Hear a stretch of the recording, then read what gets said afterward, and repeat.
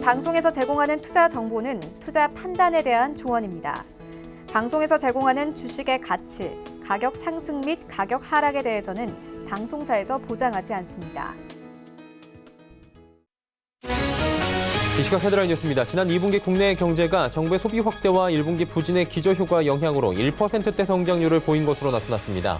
한국은행은 2분기 실질 국내 총생산 GDP가 직전 분기보다 1.1% 성장한 것으로 집계됐다고 밝혔습니다. 이는 2017년 3분기 이후 7개 분기 만에 최고의 성장률입니다. 올 상반기 승용차 수출액이 1년 전보다 6%가 넘게 늘어났습니다. 관세청은 상반기 승용차 수출액이 198억 달러로 작년 동기 대비 6.1% 늘었고 수출 대수로는 126만 대로 2.1%가 증가했다고 밝혔습니다. 이처럼 승용차 수출이 늘어난 것은 미국 등 주요국 수출이 증가했고 친환경차 수출이 많아진 것이 원인으로 풀이됩니다. SK하이닉스가 반도체 수요 감소와 가격 하락의 영향으로 3년 만에 가장 부진한 분기 실적을 올렸습니다. SK하이닉스는 올 2분기 매출이 6조 4,522억 원, 영업이익은 6,376억 원을 올렸다고 공시했습니다. 매출액은 지난해 같은 기간 대비 38%나 급감했고 영업이익은 지난 분기보다 53%나 감소했는데 1년 전보다는 무려 89%가 줄어들어 지난 2016년 2분기 이후 3년 만에 가장 적은 흑자를 기록했습니다. 이처럼 SK하이닉스 상반기 실적이 큰 폭으로 떨어진 것은 메모리 제품의 수요 둔화와 가격 급락이 주요 원인으로 풀이됩니다. 아시아나항공의 새 주인을 찾기 위한 매각 작업이 시작됐습니다. 금호산업은 매각 주관사인 크레딧 스위스 증권을 통해 금호산업이 보유한 아시아나항공 지분을 매각한다고 공고했습니다.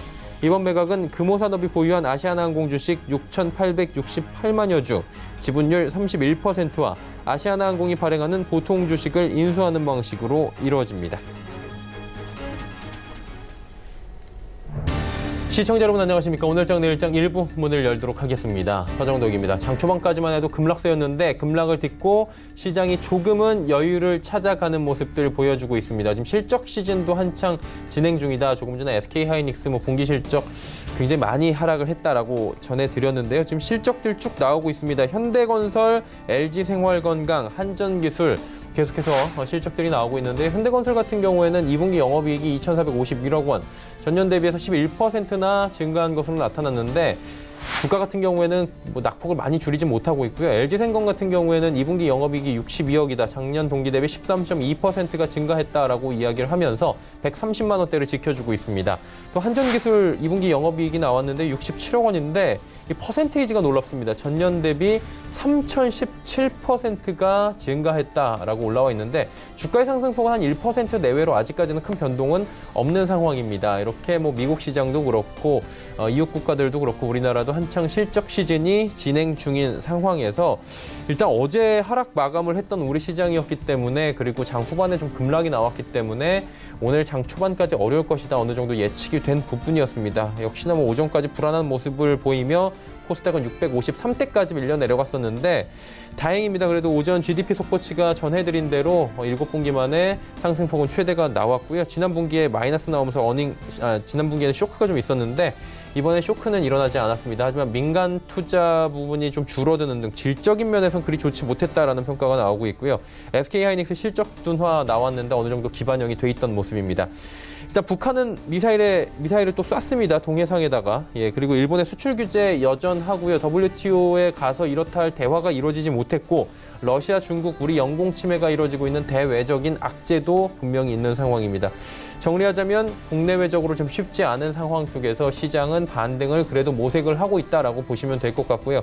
실제 거래선 전기전자 업종 상승하는데 운송장비, 화학, 금융, 중국 관련 소비주들 아직까지는 하락을 하고 있습니다.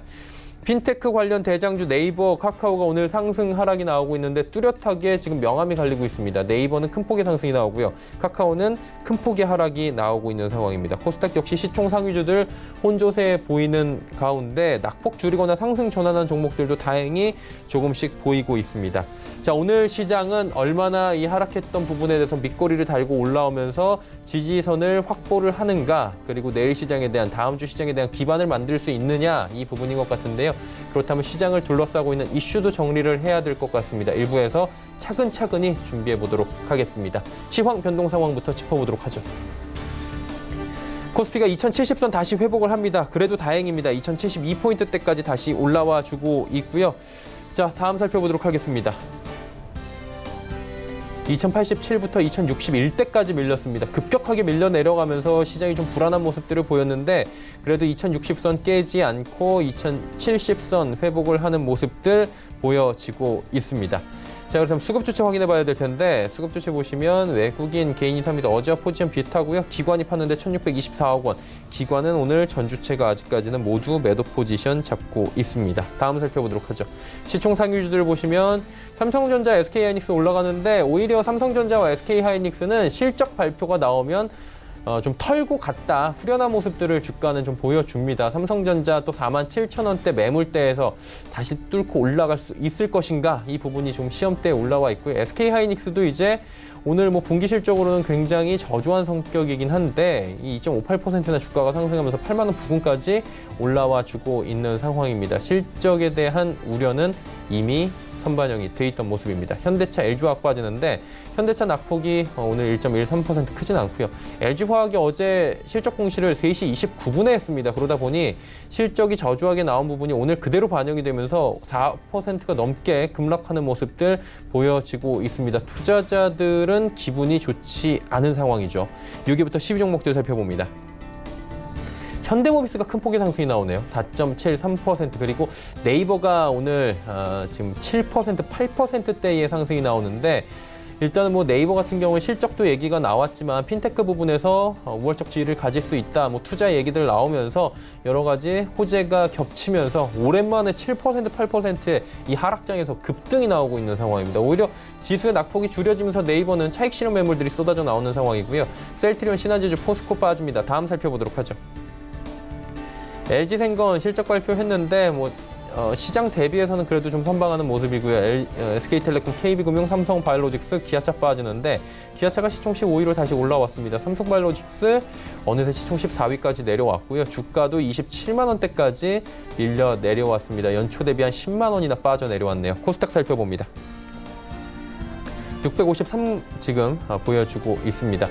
일단은 653대까지는 650선은 다시 회복을 하는 모습 보여지고 있는데 흘러가는 흐름 정리해보면 코스닥 같은 경우 오늘 좀 어지러웠습니다. 647대까지 밀려 내려가면서 시장 어디까지 밀려 내려가는 것인가 좀 불안감이 엄습했었는데 V자 모양 작게 나오면서 650선 위로는 올라왔습니다. 1% 안쪽까지는 들어왔는데 이 이상으로 낙폭을 줄이기 위한 움직임들은 보이는데 쉽진 않아 보입니다. 수급 주체 확인해 보도록 하죠.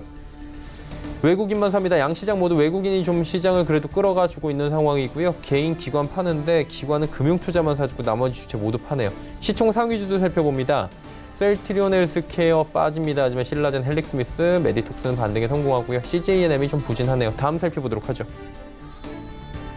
펄어비스, KMW, SK머티리얼즈, 휴젤까지 올라가는데 이 좋은 느낌에 사실 장이 좋다고는 말씀드릴 수 없는데 지금 어느 정도 낙폭이 좀 줄어들고 반등에 나오는 종목들이 보이는 가운데 낙폭을 줄이는 못하는 종목은 스튜디오 드래곤 한 종목입니다. 62,900원대까지 신저가 또 기록을 합니다. 다음 살펴보도록 하죠. 파라다이스부터 HLB까지 모두 다 하락 혹은 보합권에서 움직여주고 있는 상황입니다. 원달러 환율 짚어보도록 하죠. 1179원 60전입니다. 1180원 부근까지 어느새 또 올라왔네요. 금일본 방송에서 제공해드리는 정보는 투자 판단에 대한 조언일 뿐입니다. 해당 주식의 가치와 수익률 보장해드리지 않는다는 점 참고해 주시길 바랍니다. 시장 이슈 바로 정리해 보도록 하겠습니다. 유한타증권 메가센터 분당점에 백인범 대리 연결되어 있습니다. 대리님 안녕하세요. 네, 안녕하십니까? 시장이 그래도 좀 다행이라고 해야 될까요? 지금 정오까지 이어지던 하락이 좀 멈추고요. 낙폭을 살짝 줄이는 모습들은 보여집니다. 어떤 이슈로 지금 시장이 이렇게 움직이는지 짚어볼까요? 네, 아무래도 오늘 시장 그간 누적돼 왔던 요인 등이 작용을 하면서 투자 심리도 안 좋은 상황 속에서 일단 기관의 매도가 좀 투래된 점 등이 시장 하락 영향을 주고 있는 모습입니다. 일단 일본과의 무역 갈등 그리고 주요 기업들의 2분기 실적이 주요 변수로 작용하면서 하락하는 모습인데요.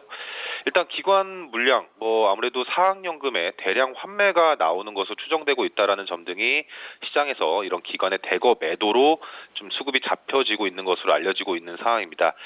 그리고 오늘 시장 좀 장 후반 들어서는 조금 낙폭을 줄여가고 있긴 하지만 시장 투자 심리가 좀 어려운 상황 속에서 손절과 환매가 나오는 이런 매도세 영향을 받쳐줄 수 있는 매수세가 없다라는 점 등이 시장 하락을 좀 불러일으킨 것으로 추정이 되고 있습니다. 일단 그러한 상황 속에서 개별 종목 장세 좀 펼쳐지고 있는 모습에선 대표적인 게 일단 네이버다라고 보시면 좋을 것 같은데요. 네이버 같은 경우 장 후반 들어서도 주가 강세를 도리어 키워나가고 있는 모습입니다. 일단 오늘 실적 발표와 더불어서 컨퍼런스 콜 등을 통해서 일단 관련 향후 사업 계획을 발표를 했는데요. 일단 네이버의 2분기 실적, 작년 대비 영업이익 같은 경우 거의 반토막이 난 수준이긴 하지만 일단 이러한 요인은 라인페이 관련 일회성 비용이다라는 점, 그리고 오늘 시장에서 상당히 주목을 하고 있는 점은 네이버 페이의 분사 소식이다라고 보시면 되겠습니다. 네이버 페이, 미래에셋대우와 가칭, 네이버 파이낸셜을 분사 설립하기로 했다라고 오늘 밝혔는데요. 일단 이를 통해서 일각에서는 네이버페이의 이런 사업 부분 가치가 최대 약 2조 5천억 원대로 추정될 수 있다라는 분석 역시 나오고 있는 모습입니다. 그러니까 이를 단순히 네이버만의 요인으로 보기보다는 개인적으로는 이를 크게는 핀테크 관련주 전반, 그리고 적게는 결제 관련주들에 대한 관심이 좀 재차 필요할 수 있다라는 인식을 해볼 수가 있을 것 같습니다. 일단 네이버페이의 진입은 일단 관련 시장의 경쟁 심화, 그리고 금융 플랫폼 시장 진출에 따른 카카오의 이런 경쟁자의 등장 등에 따라서 카카오 같은 경우 금일 주가 하락이 나오고 있긴 하지만 일단 우려보다는 오히려 카카오 같은 경우에는 저가 매수 기회를 줄 수 있는 하락으로 좀 해석을 해볼 수도 있겠다라고 말씀을 드릴 수가 있을 것 같은데요. 일단 시간상 간단하게 한번 말씀드리자면 일단 네이버페이라든가 네이버페이 분사에 따른 이런 시장의 확대 소식으로 인식을 하셔야 된다. 그렇기 때문에 네이버의 이런 진입은 관련 시장의 경쟁 심화로 인식하기보다는 관련 시장이 확대되는 시그널을 다시금 준 것이다라고 해석해 보시면 좋을 것 같습니다. 그렇기 때문에 관련 종목 네이버를 비롯해서 카카오, 그리고 결제 관련주 내에서는 NHN 한국사이버결제 등을 주목을 해보시면서 일단 이들 종목군 중심으로 한 관련주들 관심을 가져볼 시기다라고 말씀드리겠습니다. 자, 이외에도 시장에서는 주목할 만한 이슈들이 아직 많이 상존하는 것 같습니다. 어떤 부분을 볼까요? 일단 해운 업종 좀 관심 가져보시면 좋을 것 같은데요. 일단 최근 들어서는 3거래일 연속 좀 주가 조정세가 나오고 있긴 하지만 그래도 6월부터 상승 추이를 이어나가고 있는 업종 중에 하나다라고 보시면 될 것 같습니다. 일단 아무래도 해운 업종, BDI 강세에 따른 주가 호조세가 최근 상승의 요인이다라고 보시면 될 것 같은데요. 이를 간단히 점검해 보자면 올해 상반기 같은 경우 일단 브라질과 호주의 철광석 수출이 감소한 점 등과 더불어서 해운 물동량이 상당히 좀 감소를 했었는데 이 브라질과 호주의 이런 수출이 6월부터 다시 정상화됐습니다. 그런 상황 속에서 BDI 역시도 6월을 기점으로 상승세로 전환하고 있는 모습과 더불어 해운업종의 주가 상승 요인으로도 작용했다 보시면 될 것 같은데요. 일단 하반기 전망은 긍정적이다라고 보시면 될 것 같습니다. 일단 해운업종의 계절적 성수기가 9월에서 10월 사이다라는 점도 기억을 해주시면 좋을 것 같고요. 거기에 최근 상반기 이런 호주와 브라질의 철광석 수출이 감소한 점 등과 더불어서 중국이 재고가 좀 떨어진 상황 속에서 하반기 재고 확보를 통해서 이런 중국의 수요까지 더해진 점 등이 일단 BDI의 추가적인 강세의 요인으로 작용할 것이다라고 좀 해운업종 정리해 볼 수가 있을 것 같고요. 그리고 조금 더 크게 보자면 IMO 2020 잘 아시겠지만 내년 1월부터 시행이 됩니다. 일단 이와 더불어서 실질적으로 이 IMO 2020과 관련돼서 실질적인 시행은 약 10월부터는 해운업종이라든가 정유업종 등에 있어서 영향을 준다라고 생각하시면 될 것 같은데 해운업종 같은 경우 이 제도의 시행을 앞두고 빠르면 9월에서 10월부터 노후 선박 등의 운항 중단이라든가 연료 교체를 위한 탱크 청소 등으로 4분기부터는 선박의 공급이 감소될 좀 예상입니다. 그렇다면 수요와 공급을 가정할 때 수요는 그대로인데 공급은 부족하다라고 하면 당연히 좀 해운 업종에 있어서는 운임 상승이 좀 일어날 수밖에 없는 상황이 하반기에도 지속될 것이다라는 가정을 해볼 수가 있을 것 같고요. 그렇다면 벌크선 시장이라든가 밸류에이션 매력도가 높은 우리 해운 업종 내 종목들에 있어서도 하반기 긍정적인 관심이 필요할 것으로 예상이 됩니다. 그런데 업종 내에서는 페노션과 대한해운 등의 좀 관심을 기울여 보시면 좋을 것 같은데요. 페노션 같은 경우 이러한 해운 시장 좀 상당 부분 긍정적인 점 등과 더불어서 이익 레버리지가 좀 본격화될 것으로 예상이 되고 있다라는 점. 그리고 대한해운 같은 경우 보유하고 있는 전용선 가치만 고려하더라도 밸류에이션 매력도가 있다라는 점으로 투자 포인트 삼아보시면 좋겠다 말씀드리겠습니다. BDI 운임지수 상승에 따른 해운 업종에 대한 관심도 괜찮아 보인다라고 정리해 주셨습니다. 그렇다면 종합적으로 봤을 때 전략들을 어떻게 가져가 볼까요? 네, 지금 상황에서는 그래도 추세가 유지되고 있는 업종으로 집중하셔야 된다라고 말씀드리고 싶고요. 일단 시장 어려운 상황 속에서 5G 통신 장비 업종 그래도 주가가 크게 깨지지 않고 버텨주고 있는 모습입니다. 그렇기 때문에 5G 통신 장비 업종에 있어서는 지속적으로 주목을 하셔야 된다 보시면 될 것 같고요. 일단 시장에서는 최근 시장 어려운 거에 비해서는 사실상 5G 통신 장비 업종 안전지대로 인식이 되고 있습니다. 그렇기 때문에 이러한 점에서는 주가 급락보다는 조정과 반등을 반복하면서 꾸준히 우상향할 수 있는 종목들이 많은 업종으로 인식을 할 수밖에 없다라는 결론을 좀 내려볼 수가 있을 것 같고요. 그렇다면 5G 통신장비 업종 주가 조정 시에는 기계적으로라도 매수 그리고 반등 시는 일부 매도 등으로 매도 전략 가져가 보시면서 이러한 주가 조정 시 분할 매수 그리고 반등 시 분할 매도 등의 이런 분할 매매를 통해서 점진적으로 이쪽 업종에 대한 비중 늘리기를 해서 나가는 전략으로 일단 우상향할 수 있는 업종에 대한 투자 전략 좀 이쪽에서 세워보시면 좋을 것 같습니다. 일단 정리해보자면 5G 통신장비 업종 일단 상반기 주가 급등 이후에 향후 막연한 주가 급락을 두려워하시기보다는 일단 대응하시는 전략으로 이런 통신장비 업종에 대한 전략 세워보시면 좋겠고 일단 업종 내에서도 탑픽 종목으로 많이 꼽혀지고 있는 종목군들 대표적인 게 KMW와 오이솔루션 등이다라고 보시면 될 것 같습니다. 이들 종목들 위주로 한 5G 통신장비 업종에 대해서 계속적으로 주목해보자라는 말씀 드리겠습니다. 네, 전략들까지 함께 들어봤습니다. 오늘 말씀은 여기까지 듣겠습니다. 고맙습니다. 네, 감사합니다. 유한타증권 메가센터 분당점의 백인범 대리와 함께했고요. 이슈 칼럼 바로 이어갑니다.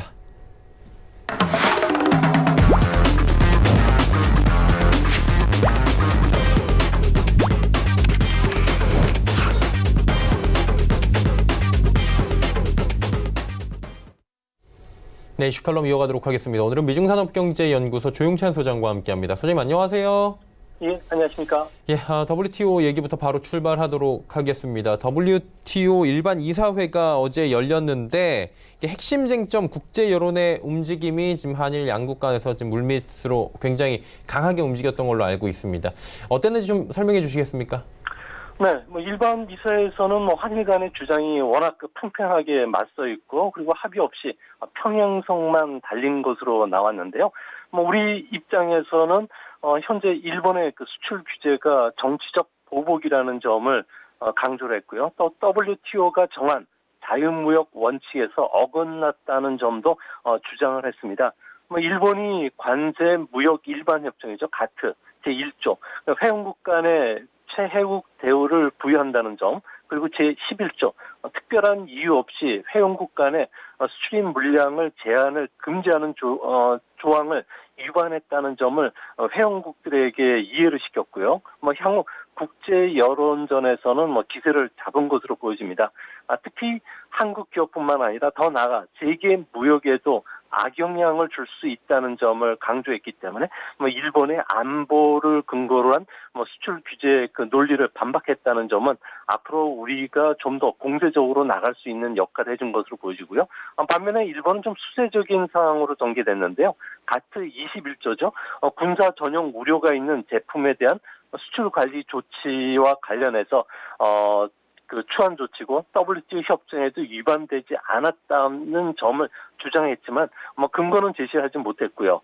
또 우리가 일본에 제안한 공개 고위급 대화 제안도 답을 하지 않았다는 점에서 일본이 지금 수세에 몰려있는 그런 상황입니다. 일단은 이번에 결론이 안 났잖아요. 그렇다면 WTO 제소 절차를 밟아야 된다 이런 얘기가 나오는데 그렇게 과정이 가는 겁니까? 네, 일반 이사회 같은 경우에는 회원국들이 의견을 표명할 수는 있지만 구체적인 대책을 결정하는 기능이 없습니다.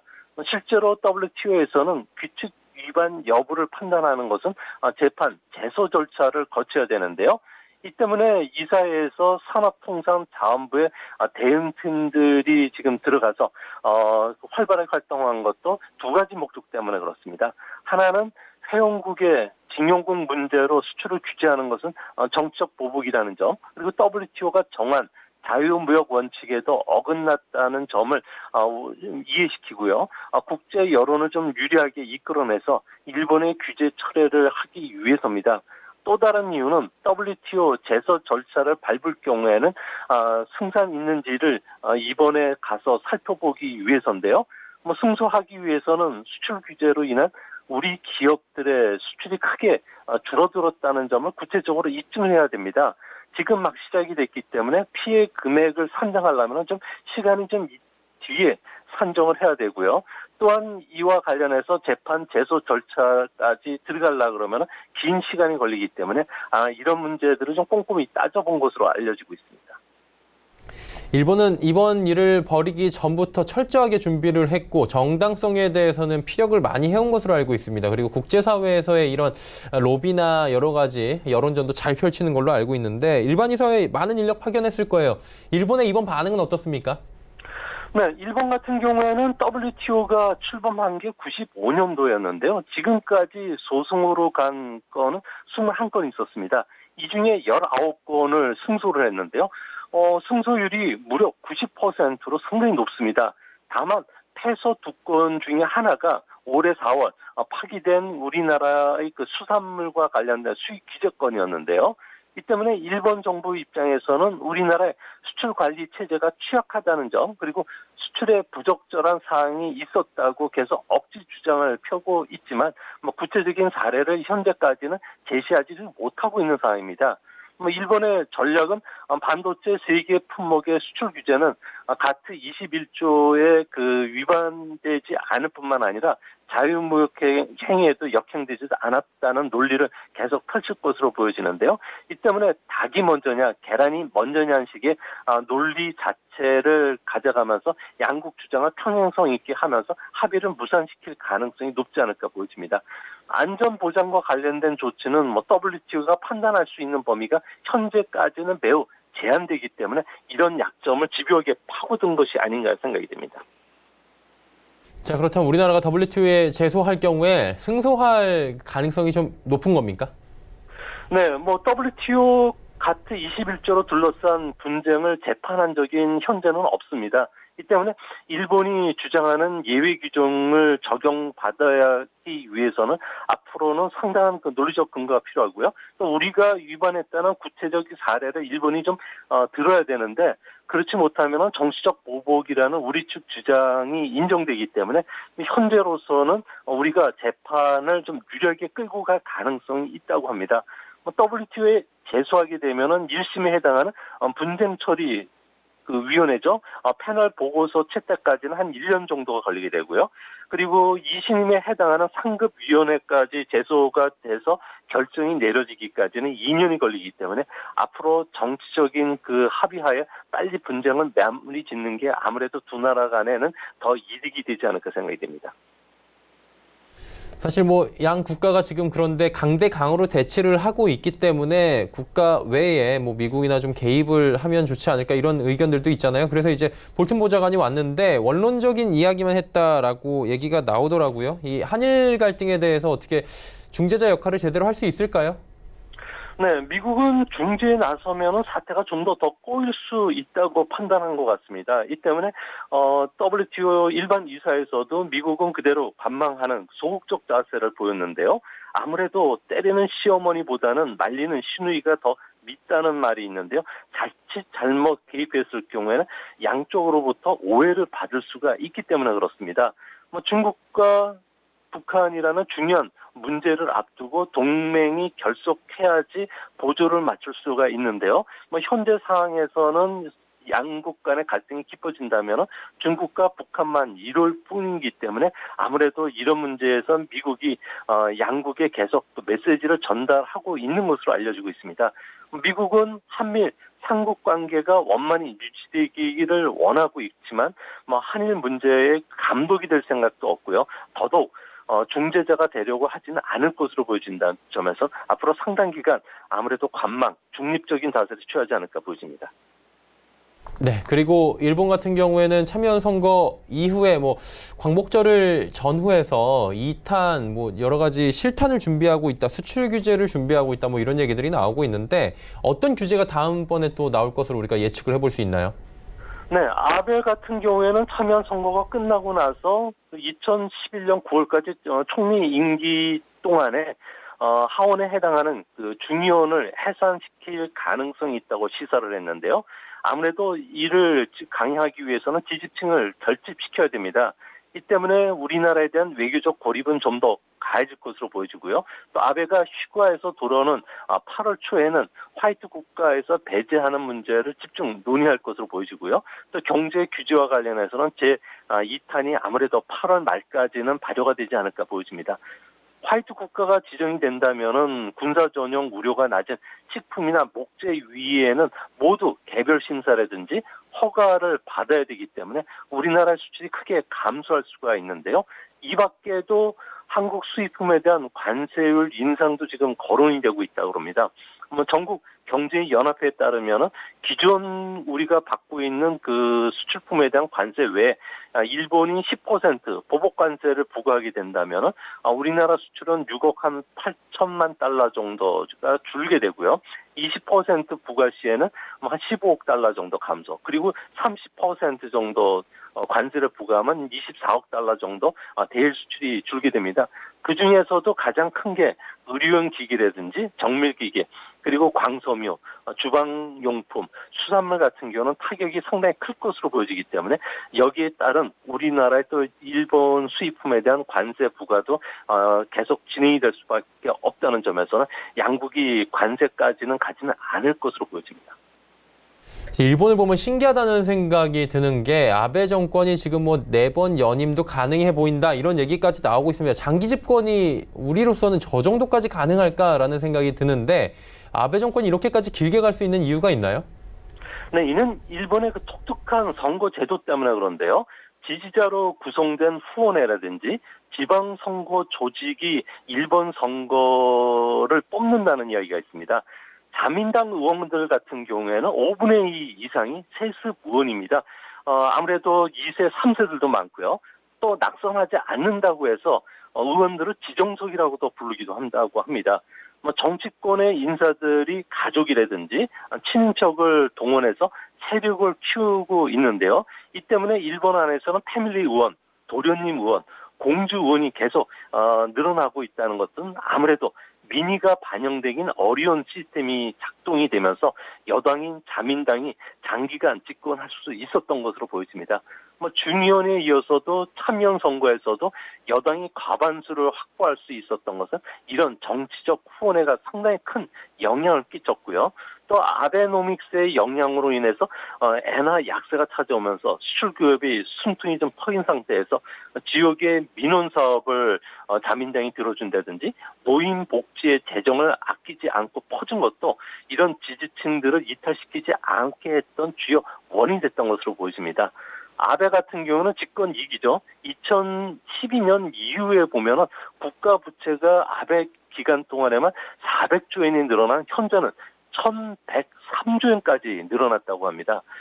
그러지만 그 버블기 이전으로 아베가 GDP를 회복시킨 지도력을 높게 평가받고 있고요. 이런 정치적인 시스템의 왜곡으로 인해서 일본 내에서는 아베의 그 위치는 여전히 탄탄한 것으로 보여집니다. 어느 정도의 뭐 경제적인 영향도 있지만 포퓰리즘 영향도 분명히 있고 뭐 여러 가지 복합적으로 지금 아베 정권이 길게 장기 집권할 수 있는 이유다라고 말씀을 해주셨습니다. 조금 전에 부채 얘기가 나왔는데 어마어마한 부채입니다. 1,103조 엔, 우리 돈으로 따지면 1경 2천조 원이 넘는 건데 이게 국가 부채가 어마어마한 건데 부도가 안 납니까? 네, 일본 부채가 진짜 천문학적인데요. 세수가 62조 엔 정도이기 때문에 상환을 하려면 무려 18배 정도가 된다고 합니다. 만약 민간 기업이라고 하면 매출액 대비 18배 부채를 안고 있다면 즉시 파산할 수도 있는데요. 일본은 희한하게도 외환위기가 발생한다는 이야기조차 없습니다. 이는 외환 보유액이 1조 2천억 달러에 이르고 있고요. 또 대순자산만 400조 엔이 넘는 세계 1위 국가입니다. 여기에 일본 정부가 발행한 국채는 90%가 내국인들이 갖고 있다는 거죠. 일본 기업이나 개인들이 갖고 있기 때문에 그렇습니다. 일본인들은 장기적으로 불안하지만 다른 대안이 없기 때문에 단기적으로는 기꺼이 일본 국채를 산다는 말이 있는데요.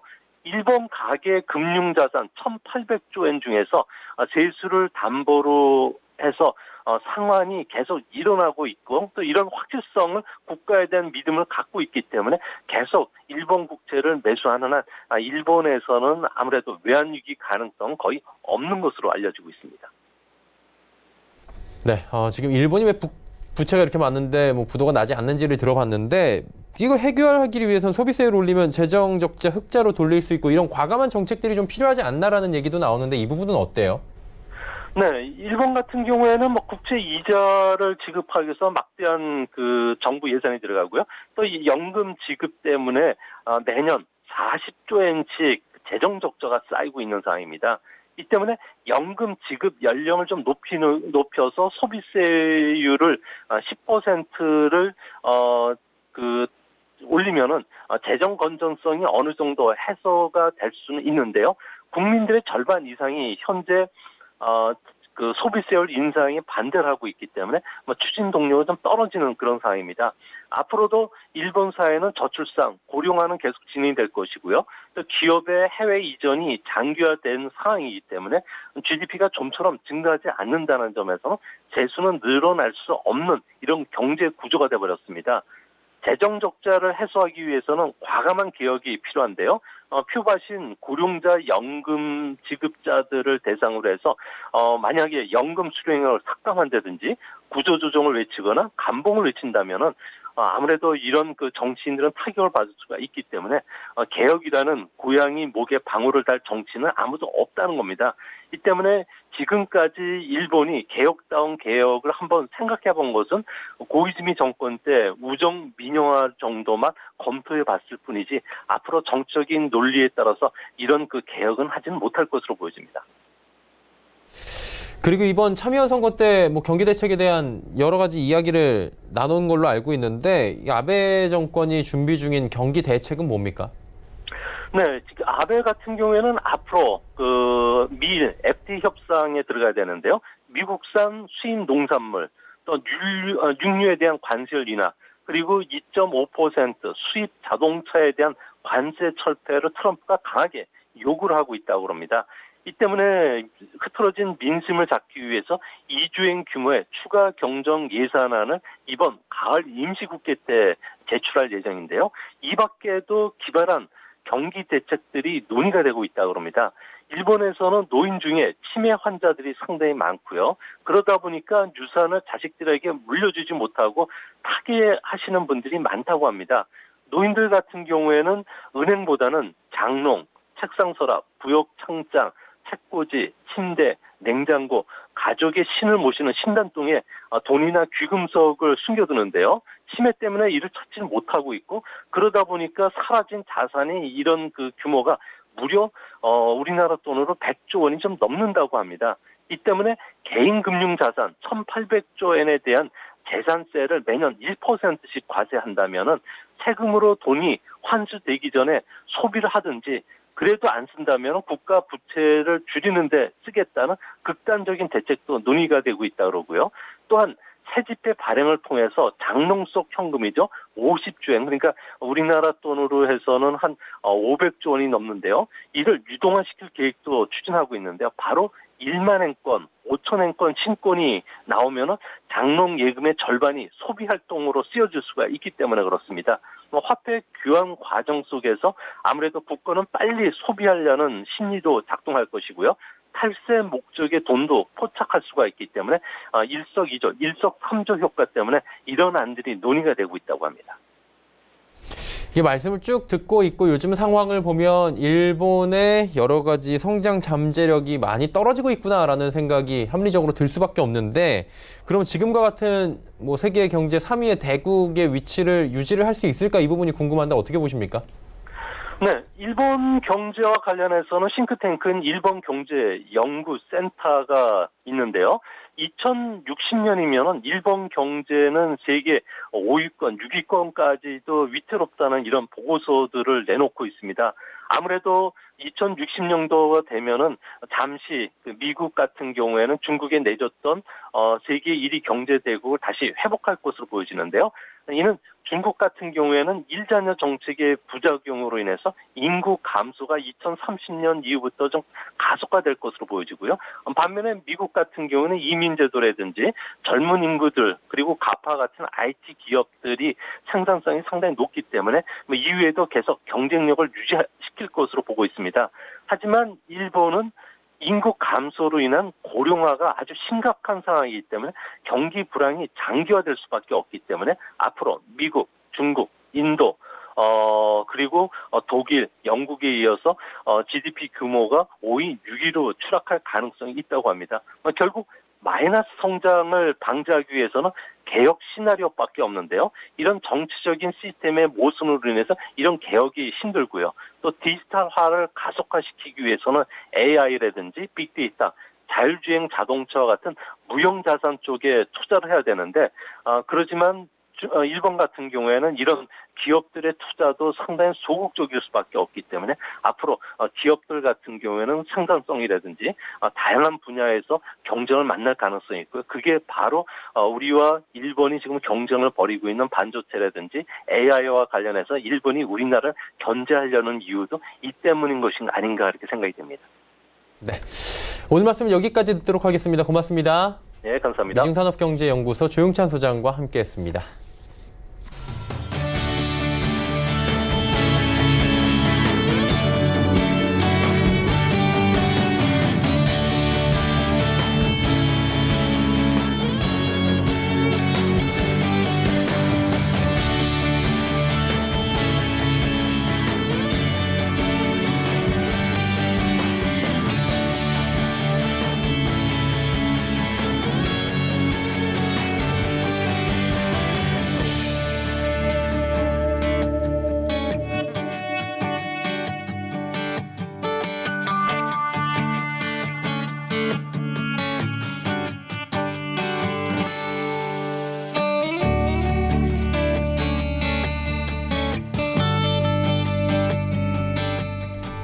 오늘 시간 일정 1부 함께 하셨습니다. 잠시 뒤 2부 예고해드립니다. 2부에서는 두 분의 전문가와 함께 시장 상황에 맞는 종목들 짚어보고요. 종목 상담까지 이어가는 시간 갖도록 하겠습니다.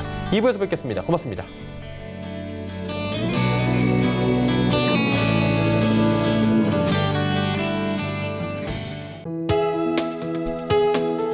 본 방송에서 제공하는 투자 정보는 투자 판단에 대한 조언입니다. 방송에서 제공하는 주식의 가치, 가격 상승 및 가격 하락에 대해서는 방송사에서 보장하지 않습니다.